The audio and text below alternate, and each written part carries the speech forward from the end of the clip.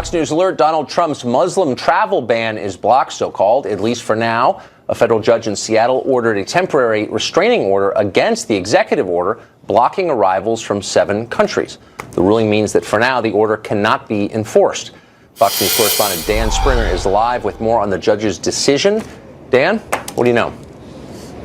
Yeah, and Tucker, this is important because this is a nationwide enforcement, basically an effort to block this enforcement of this Trump executive order across the country. We've seen other challenges, but they are more narrowly tailored. This one is across the country. Judge James Robart giving the Attorney General here in Washington State a full victory by issuing this temporary restraining order, arguing and citing that the state does have standing. The state is being harmed by this executive order on immigration, and that it is likely the state would win on the merits of the case. Here is the Attorney General from Washington, Bob Ferguson, reacting after the decision today.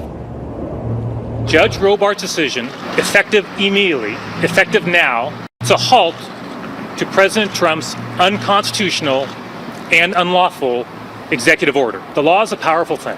It has the ability to hold everybody accountable to it, and that includes the President of the United States. So Bob Ferguson says that stops the ban on the refugee program. It stops the 90-day ban on people coming in from Iran, Iraq, from Libya. And so we don't know what the Trump administration is going to do. Donald Trump did tweet today earlier that, quote, "we must keep evil out of our country." But that was in response to a victory that he had in a court in Massachusetts. The Department of Homeland Security issued a no comment today, but certainly it's likely the Trump administration will file an appeal to try to block this temporary restraining order. Tucker? Dan Springer, thanks a lot. Well, despite today's ruling, lawsuits keep piling up against the immigration orders. Today, the ACLU filed a class action lawsuit in the state of California. They claim the order is religious discrimination and does not provide constitutional due process to foreign arrivals. We're joined now by Michael Breen, a co-founder of the International Refugee Assistance Project, a party in the ACLU's new lawsuit. Michael Breen, thanks a lot for joining us. Thanks for having me, Tucker. So the obvious question, just reading from the script, sure. The ACLU is saying that it's unconstitutional because it doesn't provide due process to foreigners coming to this country. I don't know if you're a lawyer or not, but you are? Okay, yeah. So are foreign nationals due process under our Constitution? Well, once they're on U.S. soil, they have rights. I mean, that's a key piece of law. Yes, yes. But more importantly, I mean, let's talk about how this case started. I mean, our clients, our 2 first clients, 2 Iraqis, both risked their lives working for the United States in Iraq. Right. They were special immigrant visa holders. That's the program for Iraqis who are targeted by terrorist organizations because they worked with the United States. Yes. So they were vetted. The U.S. government made a determination that, 1, their lives were at risk from terrorists because they stood with us. Guys like me, I fought in Iraq, right? So they worked with people like me. And 2, that they went through about a 2-year vetting process and they weren't determined to be security threats. They got on airplanes to come to the U.S. with valid travel documents. They landed and were detained. One guy was placed in handcuffs when he got to this country. Yep. We found out about this, and we contacted a large number of lawyers, and when we started to find out these cases were happening, started to go to airports. I was at Dulles International. These 2 guys came into JFK, and we had some simple questions like, hey, can we see our clients? What's the law here? And I got to tell you, my heart goes out to the cops and the Customs and Border Patrol guys who are trying to implement this order, because the way the White House did this, they had no real guidance, so they didn't know. We couldn't find out what happened to these people, and so we filed a writ of habeas corpus, which is basically fundamental right, says if the government's detained you, we want to come see you and find out who you are. See, that's the thing. Look, nothing you say surprises me. I've been detained by foreign governments twice. Yeah, me too. And the bureaucracy is not something you want to get involved with in any country. And I feel for the people you just described, and we could carve out exemptions for them, as we did for the Montagnards after Vietnam. Well, I think but the larger question and the basis of your lawsuit is a meaningful one, which is that foreign nationals, who, by the way, are not on U.S. soil, I mean, these are people, your lawsuit seeks to overturn a ban on people who are not yet here. So your lawsuit suggests that people in other countries have a right to our constitutional protection. So does that mean that North Korea could sue us for anti-Korean discrimination? No, I'm serious. No, of course not. Because what's the difference? Why would a foreigner in a foreign country have a right to due process under our Constitution? Because these people are involved in a legal process that the United States government is interacting with them on that process, right? Once they start to interact with the U.S. government, certain rights attach, and definitely when they get here. So you're talking about, and again, this is a difficult question to answer in part, because we're talking about a broad category of people. I mean, this may or may not, depending on who you listen to and which website you read from the government right now, apply to green card holders. This may or may not apply to visa Well, holders. they're saying it does not apply to green card holders. Well, but you're right, that wasn't but if clear you at check the first. Customs and Border Patrol I'm website aware. right now, it says something different. Look, and there's no defending the chaos around it, but Right. again, the basic principles are worth sorting out because this is not going to end now. It's going to continue, and we need to figure out how we view this. So that's right. You're making the case that we need to let in these refugees, not just to repay them for helping us, which I think is a valid argument, but for national security reasons. So why would it help us from a national security perspective to let in refugees from these 7 countries? Well, let's be clear. We're not just talking about refugees, but the thing is, we're in a fight. And what this executive order We're does... not just talking about refugees, right. but people this who want to come executive order here. bans everybody who wants to come here from 7 different countries. Right. 15,000 Iraqi soldiers and Peshmerga fighters have given their lives fighting ISIS, the Islamic State. President Trump's #1 national security priority is to defeat the Islamic State. I agree with that, right? The people who are right now, while you and I are talking, doing the house-to-house, nose-to-nose, kill-or-die fight against the Islamic State on the ground in places like Mosul. If you've ever been in an urban gunfight, that's no joke, right? These guys are the ones who are taking the fight to ISIL. Right. We just told them and their families, they're not welcome in the United States. General Petraeus testified before the House Armed Services For a Committee short 2 days period of time. No, not at all for a short period of I time. mean, it's a temporary order. I mean, okay, until we sort this whole thing out? I mean, is there No, isn't it by is there definition a temporary order unless I'm misreading it? Yeah, but he's got the executive power to do what he wants after this. Okay, but... And let's talk about the immediate consequences, right? General Al-Qatani But that's is one the commander... of 7 countries, and I understand your two. point. We're talking about Syria, too. We're also talking about Yemen and Somalia and Iran and countries that we are not directly involved in. And so, but it's a random list of countries. Let's talk well, about that. It's not random. It's a pretty list. random. I mean, no, it's the list of 9/11 countries that the Obama administration deemed dangerous, as you know. It's not an exhaustive list. The comparison to the 2011 Obama thing is a total canard. You can carve out anyone who helps the U.S. military abroad. Get special consideration. I don't think there's anybody who disagrees with that. This is kind of my point, Tucker. If you start walking down the exception path, all right, so let's carve out all the interpreters who work. Okay, so what about the families of all the Iraqi military people who fought with us? Well, I don't know. It kind of depends. Well, sure, but okay, so let's carve out an exception for them. What about the Kurdish Peshmerga fighters in Syria? But you're not asking for an exemption. You're trying to stop the whole thing. The way this thing is written, right, and this is what happens when you send a couple of political guys into a telephone booth to write national security policy, and you don't talk to your director, your Secretary of Homeland Security, retired Marine general, who apparently you found out about this on television. What you get is an order that is so poorly written, so over-inclusive and under-conclusive at the same time, that we can talk about amending it, but you're trying to amend that's not a complete actually, piece of garbage. with respect, you're being a little disingenuous, because that's not, I don't think you're making an unreasonable case here, but that's not the entirety of the case you are making or have been making. So last year, you wrote this interesting piece saying basically we have a moral obligation to bring in Syrian refugees. I believe we do. I know you don't. I think that's completely Well, it's not that I don't believe it. It's that no one has adequately explained to me where that moral obligation comes from and how it would help America. So I'm giving you the chance. Yeah, sure. So, look, I mean, again, it helps America because, 1, we're in a fight, and 2, we're being asked to lead globally against ISIS, against Islamic extremists, right, who are, by the way, celebrating this ban openly, right? ISIS and the Taliban are thrilled about this. And I would encourage you to have some more security guys on the program. I've talked to a million security guys, and your opinion is one among many, but the idea that ISIS is going to hate us and act against us now that Trump has issued these orders they already is hate ludicrous. us.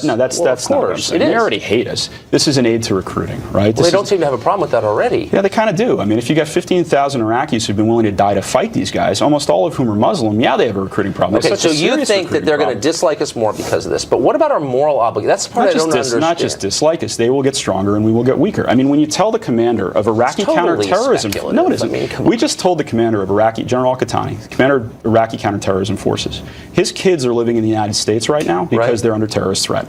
He's in Iraq fighting. Under the CEO, according to General Petraeus, who knows what he's talking about, General Qatani is not allowed to come see his kids. Okay. I mean, I'm a dad for 90 days, okay, look. but you're going to ask this guy to carry the fight against our biggest enemy and tell him, oh, for 90 days, don't come see your kids? I'm a dad, you're a dad. Come on, you wouldn't stand for that. Yeah. That's not hurt feelings. That's you know, not like safe governments space do on things campus. like this all the time. No, they really don't. But you're not answering, again, this is why I'm accusing you of being disingenuous, because it doesn't answer the question, why does the United States have a moral obligation to let people from Somalia come here? And I'm not against people from Somalia, but you haven't made an affirmative case for why that's good for our country. You're talking about Iraq and the families of the people who are fighting on our behalf. And I think that's a fine case. I don't know if I agree, but it's not stupid. But Somalia or Yemen. Thank you so much. No, I'm serious. Like, what? No, but like, this is about 7 countries. What about the others? Let's do this. Somalia or Yemen. Look, we're facing the largest refugee crisis in the world since World War II. Our allies are under strain in Europe. Our allies are under strain in NATO. Our allies are strained around the world. America has a traditional role to step up and lead in a crisis like that. It's very hard to lead in a crisis when you say, you know what, we want everybody else to do the work. we're not going to pitch in here. I mean, you're undermining American moral leadership in this situation. Of course, you can pitch in a countless number of ways without inviting the people to come live at your country in public expense. We're talking about a tiny percentage of people, and by the way, then how many? There's a lot of stuff here that says, I mean, how many refugees? Taking what, 10,000 Syrian refugees? But how many should we take in? At what point will we have done our duty? I mean, duty is a very loaded word here. How many should we let in? I mean, I would argue for a pretty large number of people. You would argue for fewer. I don't know what I would argue. I'm asking you. You do it for a living. Well, how many refugees? I mean, I think given the current vetting process and what it can take, you could do about 100,000 people, maybe 200,000 per year. Yeah, I think that's reasonable. But and you would do that to help those countries or to help our? I mean, look. Here's the point.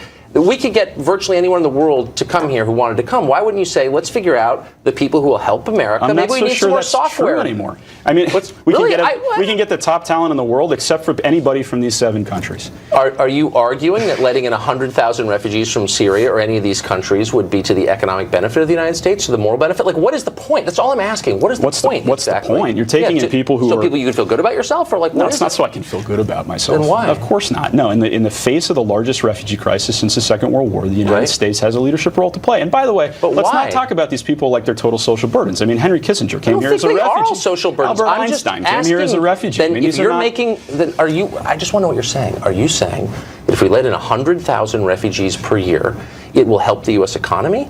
It will assuage our guilt? I mean, like, what is the point? It was okay, then what is it about? It will ultimately, I think, help the U.S. economy. At very least, it's cost neutral. There's a lot of information out there. You think it's cost neutral? Yeah, I do in the long run think it's cost neutral. How long will it take to become cost neutral? I have absolutely no idea. So it's a guess?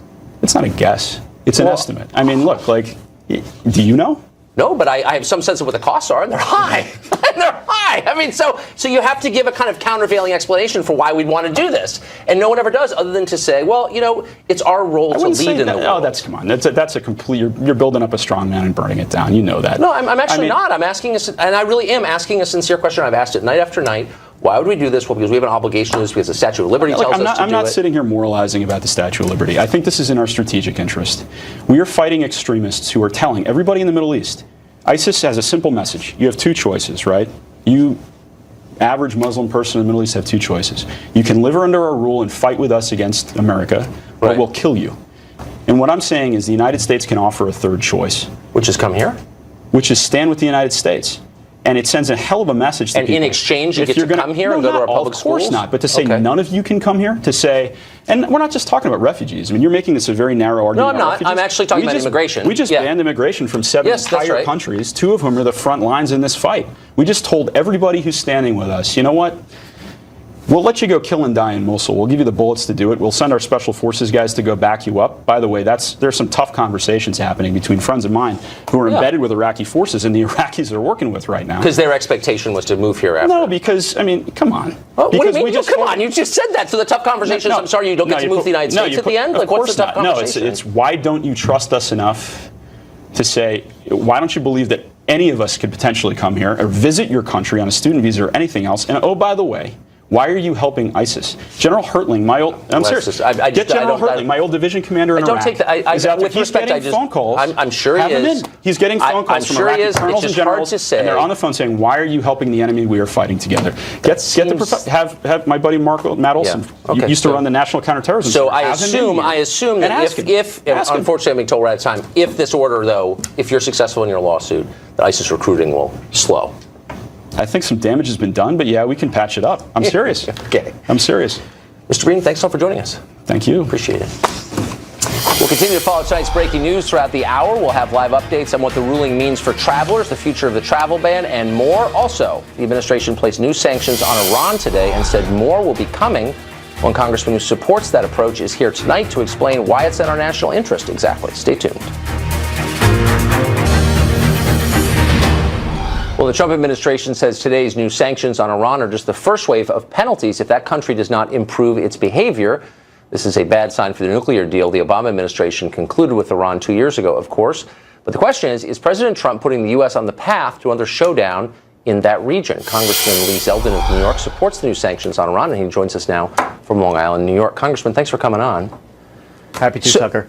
So you have, I'm just trying to understand what that means. You have Michael Flynn and you have the president both saying essentially the same thing. This officially puts Iran on notice.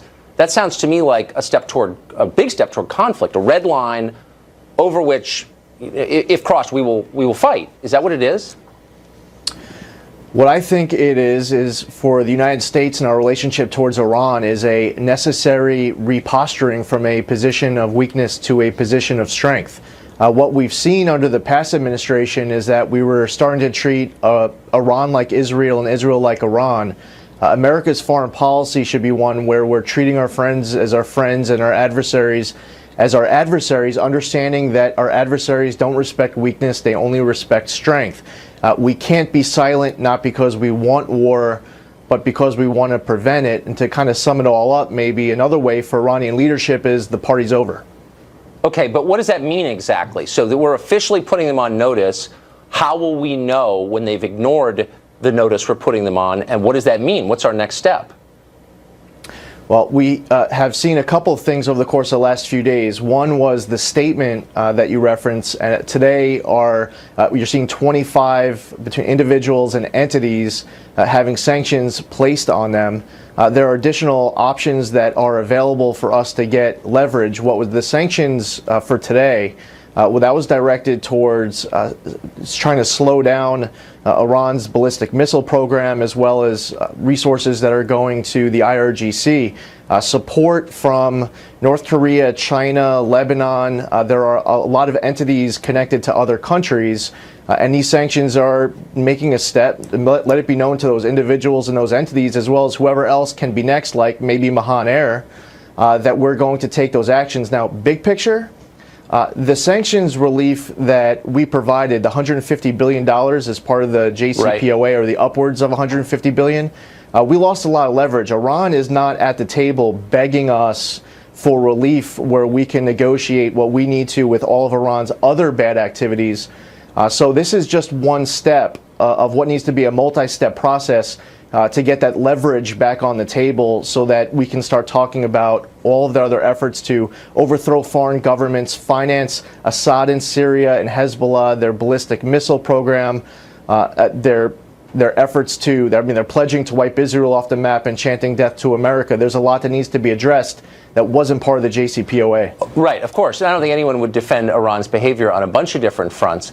But again, this seems like a line in the sand, and just for those of us following at home and with military-aged children, when exactly will we know if Iran has crossed it? If they conduct another missile test, will that be the spur to action, whatever the action is? Well, it gives Iran a lot to think about, that there are consequences for their bad activities and that we will approach these conflicts from that position of strength. But the military option should be on the table. That doesn't mean that we want to use it, that we have to use it, but there's no reason to just unilaterally take that off the table because, quite frankly, we are the greatest nation in the world. We have the strongest military in the world. We have a much stronger economy here in the United States than Iran has over there. So as the leaders of the free world, understanding that there are other countries that follow our lead in the way we handle Iran, I think it's important for us to have all options on the table. As far as how that red line looks, I think it's a smart move on the part of the Trump administration to just reposture where we are from a position of weakness to strength. And over the course of the coming weeks, they were just sworn in, last couple weeks. Well, sure. That's why that's why this was confusing. So, two questions really. Do you think the Iran missile program threatens the mainland United States? And what kind of support do you think the public would have for a war with Iran right now? Well, there are some people who believe that the United States position as it relates to Iran's development of intercontinental ballistic missiles is because the United States is sticking up for Israel. These are intercontinental ballistic missiles. These aren't meant for Israel. It's meant for places like the United States. And every time that there's a ballistic missile test... So you think they are a physical threat to the United States, the missile program in Iran? They have made... on their holidays, they chant death to America in their streets. Well, of course, they call... like the United States, but are the missiles a threat, you think?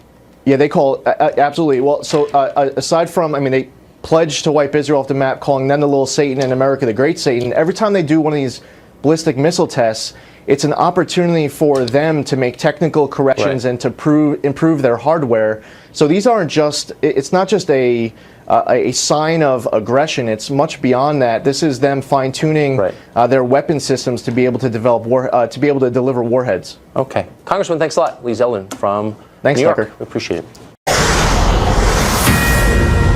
Fox News alert: President Trump's executive order blocking arrivals from 7 Muslim nations has been halted across the country by a federal judge in the state of Washington. Fox News correspondent Trace Gallagher joins us now with the latest on that. Trace, what is this?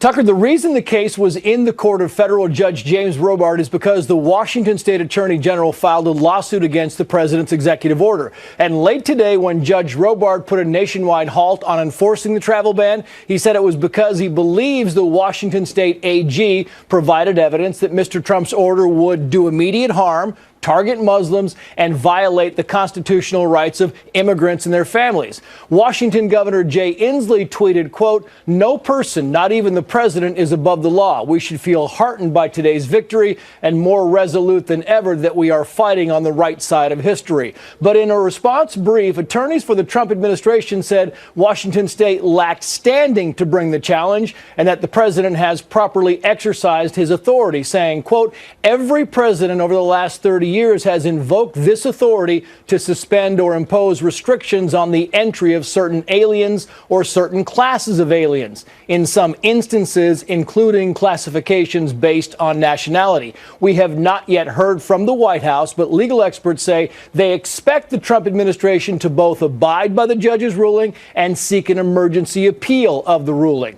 The administration also, by the way, scored a victory today when a Boston judge refused to extend a restraining order that blocked the president's temporary travel ban. That judge was skeptical of claims that the president's order represented religious discrimination. Tucker. Trace Gallagher, thanks for that. Well, tonight's court ruling means that, at least for now, the president's executive order on immigration will not be enforced. Does that pose a threat to Americans? Tammy Bruce says the order was a boost to the country's long-term safety, and she joins us now from New York City. Hey, Tammy, great to see you. So why do you think the president's executive orders kept the country safer? Well, look, obviously there's a reason for the order in those nations. It was failed nation states and then 2 nation states that are state sponsors of terror, Sudan and Iran. These are nations, as a result, all 7 of them, where there's no real infrastructural way to tell who it is that we're allowing in the country, first of all. And then you've got, of course, these are the nations that are consumed with civil war, with terrorism, where terrorist groups have the majority of the landmass. In addition, that ISIS, through the 3 cities that it's taken, Mosul and Raqqa and other areas in Libya, have what's called a fake passport industry. They have tens of thousands of blank passports in addition to state-based machinery to make identification papers. So you have potentially thousands of individuals with fake materials, fake ID. Remember also, Iran, like North Korea, has a state-sanctioned counterfeiting operation, not just with American cash, which is why we keep changing the design of our money, but also for identity papers. So we're looking at a dynamic where, until we can be absolutely sure about who's coming into this country, we have to presume that there's a problem. Remember, this is limited. This was about making sure that we had some mechanism. So obviously, this is the hot spot of where there's effectively a regional war leading to a world war, and we've got to have some parameters at this point. So, I mean, how confident are you that the federal government, under this president or any other, knows who's coming in? There was this weird moment today where DHS said that these orders affect 100,000 visa holders, followed pretty swiftly by the State Department moving the number down to 60,000. Wow. What do you make of that? Look, whether it's 60 or 100,000, I thought that news was great news in that, my goodness, we have potentially 100,000 people from a region that we don't even know who's there, that we've given visas to. I mean, that was a sign that this order was working, because it had been almost like we had been handing them out like candy. So there's no way that you could have 60 to 100,000 visas. Remember, this is just for those 7 countries. It's not like worldwide. And of course, now at this point, those visas are technically canceled. But if people still have the piece of paper, and now with this order being temporarily stopped, people can still come in. We had a number of Iranians fly in through Boston for a period of time who were allowed into the country with visas that effectively had been canceled. Huh. Yeah. Interesting. So what about the argument that's being made by a lot of people that this is, in effect, a religious test a Muslim ban and is therefore unconstitutional. Look, what's interesting is here's what the left is doing. They are determined to make sure that the Barack Obama theory, that the liberal theory of open borders, that everyone can come in here because that's what they need to do to boost their power, is the only answer. They've got to make sure that Trump fails, and as a result that this nation fails, because otherwise they'll be proven to be frauds. This obviously is not a religious test. It's 7 nations. 85% of the Muslims on the planet are not affected. So on its face, that's specious. I believe all of these, all the litigation, all the lawsuits will ultimately fail. But this is a test for the Trump administration because this is about keeping our nation safe. We've sent the USS Cole over to Yemen. I mean, we're in a world where we're almost preparing for war here. And so keeping the parameters around this country is key. These arguments from the left are frauds. And of course, they're meant to just to have Trump fail, which means they want the nation to fail. Tammy Bruce, thanks for that. Thanks. Well, we have the governor of the state of Washington, Jay Inslee, on the phone. Governor Inslee backed the lawsuit that just brought down the president's order. Governor, are you there? I am. Thanks for joining us. So what was the basis of the lawsuit? Well, tonight, a federal judge appointed by President George W. Bush found, in effect, that there is a high probability of ultimate success, that this is an illegal and an unconstitutional executive order. The claims that essentially the judge found would have a likelihood of success were, number one, that this is a clearly religiously intolerant decision, and contrary to your last speaker, who apparently hasn't read the order, the order very specifically says that one particular religion, which is Muslims, are supposed to go to the back of the bus and the end of the line on the line that is formed nationwide to use the limited number of refugee spots that are allowed into this country. And this is absolutely forbidden by any fundamental notions of who we are as Americans or the U.S. Constitution, because we have never, ever, under any president, Republican or Democrat, proposed some test of religion to enter this country. That's simply verboten. It's wrong. It will not stand. And I'm proud that we had a federal judge of Seattle who stood up to this chaotic order that President Trump made. Now, second, there was a second ground of this. Governor, this essentially was not reasonable. And it wasn't reasonable under the Due Process Clause, because look what happened. One of the things the judge asked, he asked the federal government today, he said, could you give me information of how many Muslim refugees from these 7 countries who have caused a fatal terrorist attack since September 11th, of the 700,000 people who have been admitted? Well, he already knew the answer. It was 0. So this was a violation, in my view. I haven't seen the order of the court yet, of some fundamental notions of common sense, which means due process in a sense.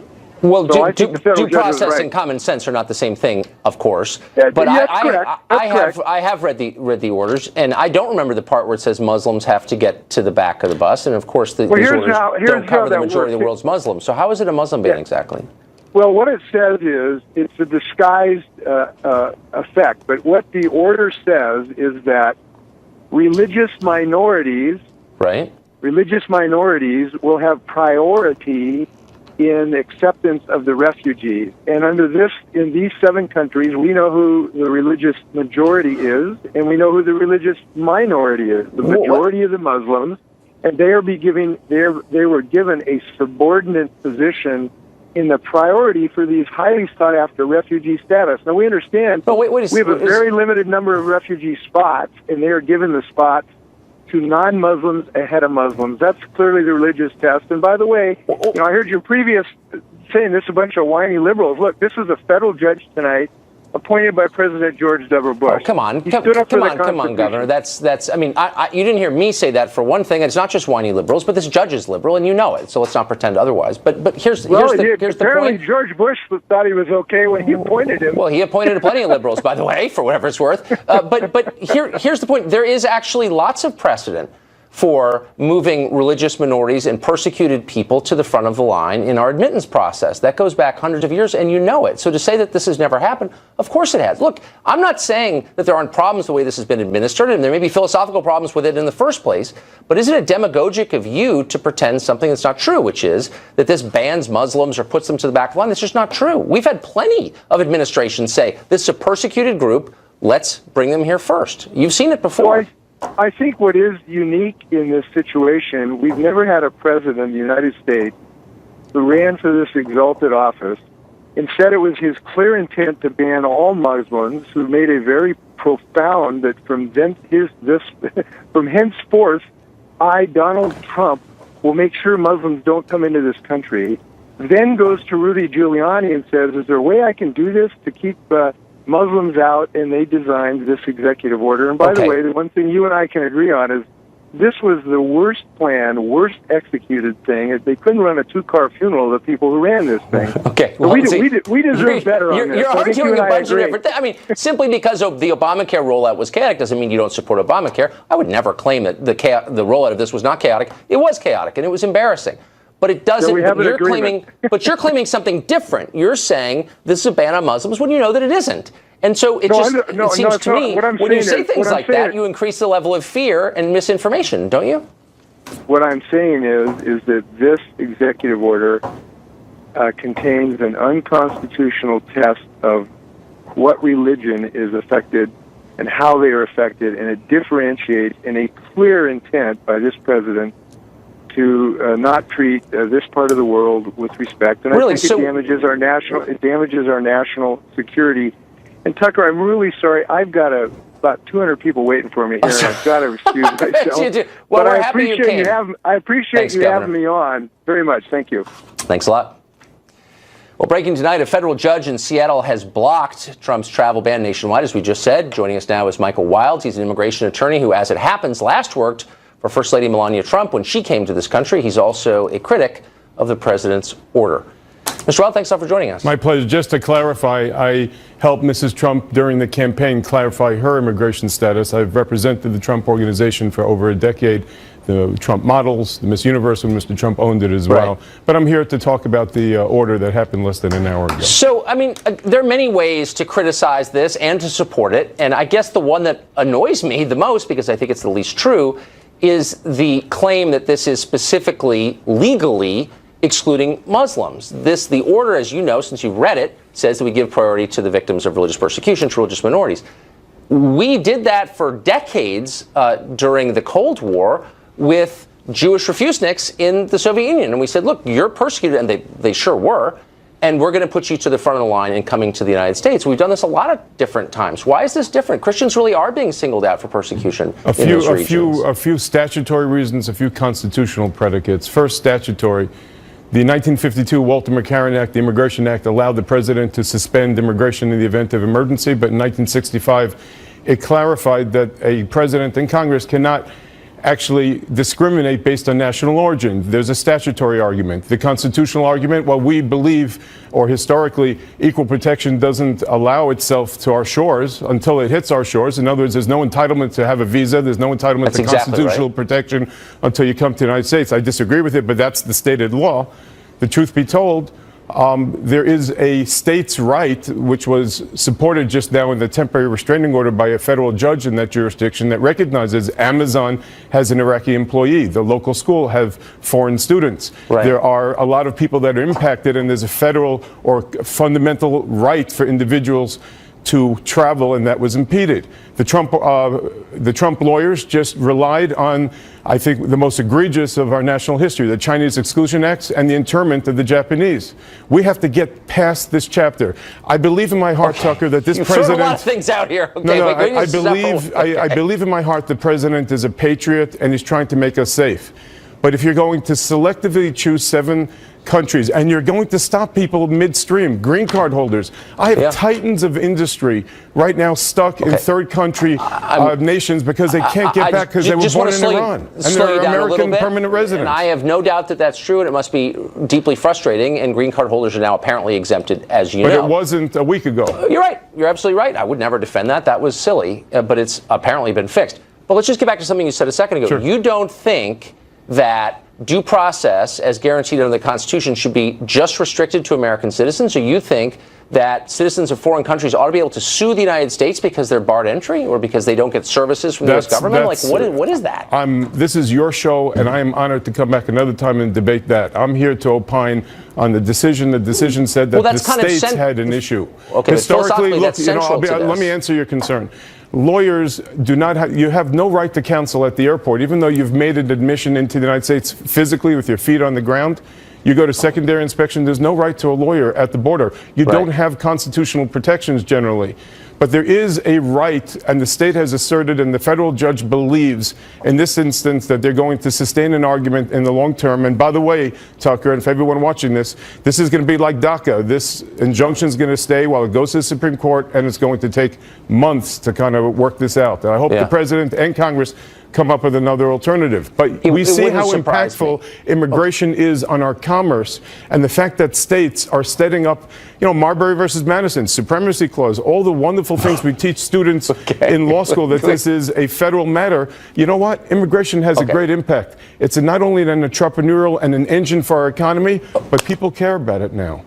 From our first lady, you've said so many things that it's hard for me to pin down anyone, but I just want to get back to the core question, which is, do the residents of foreign countries, non-U.S. citizens, have a legal or moral claim on coming here? Or is that entirely up to the discretion of the U.S. government and its citizens? And I think most people would imagine the second is true. You're arguing that the former is true. And I think that's not a mainstream position. There is no entitlement to come to America. The statute itself has a presumption that everybody wants to live here, and it's your burden when you come to our shores to prove that you're actually going to leave. However, once a person is given a visa, once they have ties that are very strong in the United States, and once they have been accorded a visa and they have other equities that have developed here, it's a different game. And you want to know something? It's 2017, Tucker. Okay, I know the year, but doesn't that cast us as kind of passive, us being Americans, as passive participants in this process? Shouldn't we be able to say, and why don't we assert the right to say, we want these people in our country. We think they're going to help our country. They'll succeed here. We don't want these people. We don't think they will. Why is that an immoral desire? Most other countries around the world run their immigration that way. Here. The plenary power of making laws is vested with Congress, not with our president, who's now going to experiment in a way to keep us safe. Uber vetting of just 7 countries when Indonesia and Saudi Arabia, 16 of the 19 hijackers hailed from Saudi Arabia, 11 million plus people here unlawfully, and we're going to beat up on 7 people with the prayer that the rest of the Muslim world will not come in? Should we add Saudi Arabia to the list? I mean, what is your point? I don't think it was a comprehensively thought or executed plan, well, and it certainly wasn't constitutional. True, but since you and I get to comment on it after the fact, do you think we should add Saudi Arabia and, as you said, Indonesia to the list? Like, what are you saying? Or should we just assume that all countries and their citizens pose an equal threat to us? Do you think that is true? I think are the citizens of Finland as much a threat to us as the citizens of Saudi Arabia? Like, can we draw those distinctions, or are we not allowed to? We shouldn't be drawing distinctions with Lady Liberty, but a few miles from this studio that I'm sitting in, with a beacon to those tired and huddled masses. We should not be stopping to take people in. Again. I love the Let me say, we fought pirates and we took in refugees in the 1700s. ISIS can be put down without losing our national character and vibrance of immigration. But that's not a serious point. I mean, I love immigrants. Actually, I mean it, and we're all the grandchildren of them. But I mean, like, we should be able. It's up to us, right? Not to the Statue of Liberty. It's up to us to get this right, to be safe, and to go forward and not discriminate. All right. Thanks for joining us. Pleasure. This story is continuing to break, and of course, we'll continue to cover it as it does. Up next, Stuart Taylor, the famed writer, will join us to talk about sexual assault on campuses. How big a problem is it? And is due process afforded on campus? Justice in academia ahead. Well, to hear the Obama administration tell it, the typical American college is like war-ravaged Syria, but with a library. Sexual assault, we were told, afflicts 1 in 5 or maybe even 1 in 4 women on a typical campus. And a wave of executive orders and new programs were meant to fix it. But was there hype involved in those estimates, and were the people accused given due process? Stuart Taylor is a journalist and the co-author of a new book called The Campus Rape Frenzy, The Attack on Due Process at America's Universities, and he joins us now. Stuart, thanks for joining us. Thanks for being with me. I have no doubt, obviously, sexual assault occurs on campus, and it's horrifying. Exactly. But at what rate is the question, and at what rate are people falsely accused? What's the truth of that? You just wrote a book on that question. That's right. And sure, yeah, rape's terrible, and it happens on campus, stipulated. The idea that 1 in 5 college women are raped or sexually assaulted more broadly while on campus is absolute nonsense. It comes from surveys by private organizations that have agendas, that ask misleading questions. They don't ask the women, were you raped or sexually assaulted, because they know they won't get anywhere near the numbers they want. There are pretty good federal surveys on this. They would suggest that 1 in 100, roughly, women are raped during their 4 years in college, 5 years. And if you add lesser sexual assaults, less serious ones, you're up to about 1 in 40 or 1 in 50. That's way too many. But it's not the escalating national crisis that the Obama administration pretended it was. Now, in tandem with those claims was the idea that basically everyone accused of a sexual misdeed on campus was guilty. And my question from the beginning was, well, what happens to those people? Are they able to prove that they're not guilty, if indeed they're not guilty? Or is the justice system on campus anything like you'd expect in normal life? No, it's not at all. It's a Kafkaesque campus kangaroo courts is my word for them. First, lots of people accused of rape or sexual assault on and off campus are not guilty, especially on campus, because there are squadrons of sex bureaucrats at all the colleges in the country who are encouraging women to say they were raped when what they really were was regretful afterwards. So no, it's not 1 in 5. And the kangaroo courts, the guys are almost presumed guilty, not innocent. They're not allowed to cross-examine their accusers. They're not allowed to see the evidence against them. They're put before impartial, partial panels of feminist ideologues a lot of time. The whole thing is outrageously unfair, and the result is that a number of people, there are about 100 plus who have sued, and there are a lot of those cases that we've seen, and a lot of young men who are almost certainly innocent, or probably innocent, you never know for sure, are being railroaded out of college based on bogus charges. See, what I've never understood is rape is one of the most serious of any possible crimes, horrifying. So why would a campus be adjudicating that? Why wouldn't the police, who have a lot of experience with this, be in charge, and the courts be in charge of determining what happened? It should be left to the police. The history is, decades ago, the police were not very nice to real victims of rape. Yes. They didn't take it seriously. I went to police districts. I heard them laughing about it. And so police got a bad rap. Yeah. And over time, they've gotten a whole lot better and more professional in handling these cases.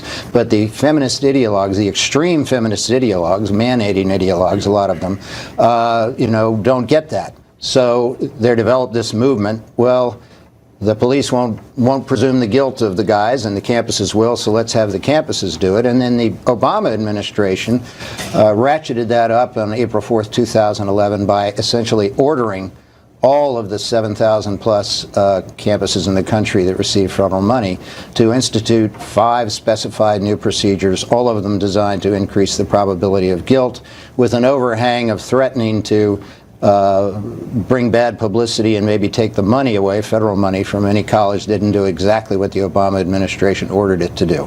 As a result, even the ones who might like to be fair are not fair. It doesn't make sense, though. If you sincerely thought someone committed sexual assault, I want that person in jail. Exactly, and it's so twisted that the Obama administration and the colleges really discourage young women who say they were raped from going to the police. Sometimes they go to the police, but the colleges tend to say, and the Obama said, don't trust the police, they won't be nice to you, come to us. And one thing that's blindingly clear about that is it's not making the campuses any safer. If you really believe that there's an epidemic of rape on campus, you want to put those guys in prison. Yes. The college process can't put them in prison. And unless you take them to the cops, which usually the colleges discourage, they'll just go on. If they're real rapists, they'll go on to the next place and keep raping. It's bewildering. I want people who commit sexual assault in jail. I mean, I do too. That's simple. All right. Stuart Taylor, interesting book, Campus Rape Frenzy. Thank you very much. Thank you. Pleasure being with you. We'll be right back. That's it for us on this busy night of breaking news. Every night is. This week, a federal judge blocked President Trump's travel ban, at least temporarily. Customs and Border Protection has instructed U.S. airlines they can now board travelers who've been affected by that travel ban. How will the president respond? And he will. We'll bring it to you when we know. In the meantime, good night. Have a great weekend. And be sure to tune in to Sean Hannity, which follows this. Good night.